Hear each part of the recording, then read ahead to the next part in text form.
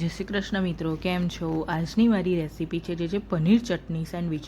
તો હવે પનીર ચટણી સેન્ડવિચ આમ તો ઇઝી છે, પણ આમાં એક ટ્રીક છે. તો એ શું છે છેલ્લે સુધી જોશો એટલે ખ્યાલ આવશે. તો સૌથી પહેલાં આપણે ઓનિયન અને ગ્રીન ચીલી ચોપ કરી દેવાના છે. મેં કટરની અંદર કટ કર્યું હતું. તમે ઝીણું ઝીણું કટ પણ કરી શકો છો. મેં ક્રશ કર્યું હતું. ત્યાર પછી ટામેટું, આદું અને ધાણા એડ કર્યા છે. હવે પનીરની સેન્ડવિચ હોય એટલે પનીર તો હોય જ. ત્યાર પછી ચાટ મસાલો, લાલ મરચું અને મીઠું એટલું જ એડ કરવાનું છે જેટલું આપણે ખાઈ શકીએ, કારણ કે ઓલરેડી ચાટ મસાલો છે ને ચીઝ પણ આવવાનું છે. હવે આ મિશ્રણ મિક્સ કરી અને થોડીવાર રેસ્ટ આપ્યો છે.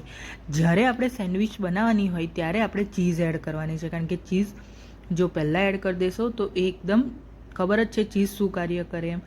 પછી હવે મારી ટ્રીક હતી. તો ટ્રીક શું છે કે બટર વધારે એડ કરવાનું છે. કેમ? કારણ કે મીડિયમ ફ્લેમ ઉપર આપણે જેટલું એને શેકીશું તો એ જલ્દી બળી નહીં જાય, અને આવી રીતના બટર વધારે હશે તો મસ્ત ક્રિસ્પી લેયર તૈયાર થશે. જો તમારે હેલ્ધી ખાવી હોય તો તમે મલ્ટીગ્રેન બ્રેડ પણ લઈ શકો છો. તમે હવે સેન્ડવિચનો અવાજ સાંભળો છે ને, એકદમ કરટ ક્રિસ્પી. તો તૈયાર છે આપણી ક્રિસ્પી એવી પનીર ચટણી સેન્ડવિચ. જય શ્રી કૃષ્ણ મિત્રો.